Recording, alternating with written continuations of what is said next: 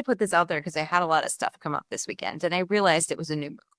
And I write a lot about rhythm and I speak a lot about rhythm and the importance of it in this work. And I think it's one of the most overlooked universal laws when it comes to manifestation, when it comes to healing, when it comes to living authentic, embodied lives.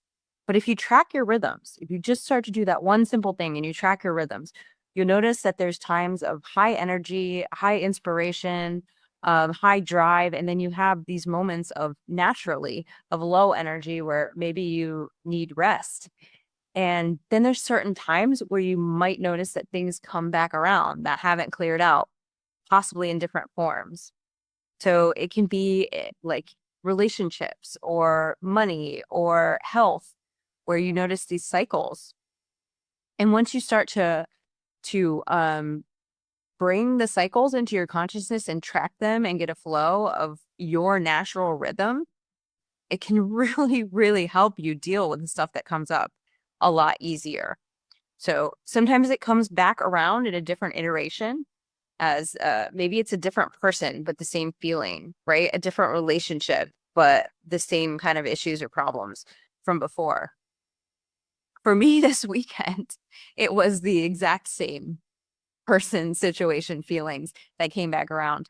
And I thought I had cleared all of that out, but your unconscious will bring this stuff back because even if you consciously think you have, maybe you haven't. And this is why I talk about somatics, because we hold things in our soul and in our body that sometimes we can't necessarily even process through our mind because it hasn't been brought to light yet. And if you look at a new moon, the law of correspondence in the universe shows us that everything is a mirror, right? And a new moon is in shadow. So the shadow corresponds to our unconscious or subconscious. So it used to be a time of rest and reflection because it is a time where you can get into those deep parts of you and start to bring them to light, which is what you see happening when the moon goes from new to a full moon. In the full luminosity is us taking these deep unconscious parts of us and starting to bring them to light so that we can come up with our next iteration that is actually more aligned, more from love, more abundant. So it can be kind of a difficult time. And I used to get really frustrated with this time when this did happen and with the kind of this time in my rhythm, because who wants to deal with like their crazy ex over and over again, or who wants to deal with some financial setback over and over again? But when you take it from that point of view, is that it is this distillation process, this alchemical distillation process that is being brought up so that you can clear it, so that when you move on from it, it's just going to get better and better and better. Then you can look at it from a standpoint of gratitude, right? You can appreciate that for what it is. And sometimes, and this is so funny because when all of this was coming up for me this weekend, I went to this farm event and they had a cane boil there where they made cane syrup. And so when they make the cane syrup, what they do is they boil it and the bubbles come up to the top, and those are the impurities, and they scrape them off, right? And then they redo this process over and over again. They let all the impurities bubble to the top and they scrape it off. And it takes about a whole day to kind of take this cane juice and make it into cane syrup by purifying it through this process of heat and bubbling. And I just thought a lot about alchemy in that moment. Like, that's what we do too as human beings.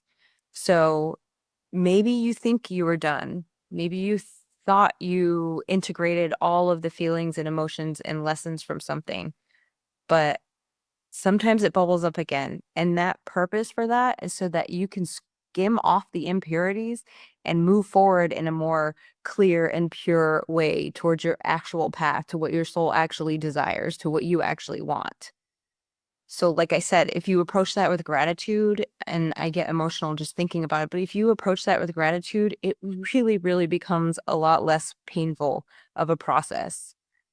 So I just wanted to come on and say that I am just getting to the point where I am okay speaking about these things on like a public front. I'm a very introverted person, but I do think it is important. So, rhythm, that is the basic law of rhythm. And the first thing that you can do is just track it. Just try it for a week. Just track your energy, right?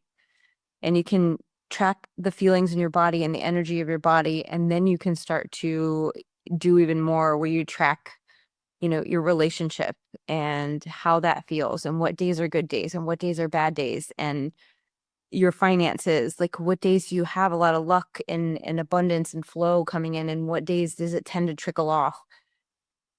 And then you can even get very, very deep with this and track it on a collective level too, if you want. So, what is the overall big collective pattern of finance or collective pattern of emotion or what we're going through as, a group of humans as opposed to just your individual self? And it'll give you a lot of insight and clarity into manifesting. And it'll also give you kind of that one step ahead so that when this stuff comes up, you can hold that gratitude and you're not completely blindsided by it and you don't spiral back into the same triggers. Every iteration that comes up over and over again is a chance for you to do something different. It's a chance for you to do something better. It's a chance for you to approach the same situation, but in a different place, maybe from more love or more compassion or more personal truth and authenticity. And that's really cool because you get to see the changes that happen when you do that. So, much love to all of you guys. Thank you for putting up with my first video. And I hope it helps.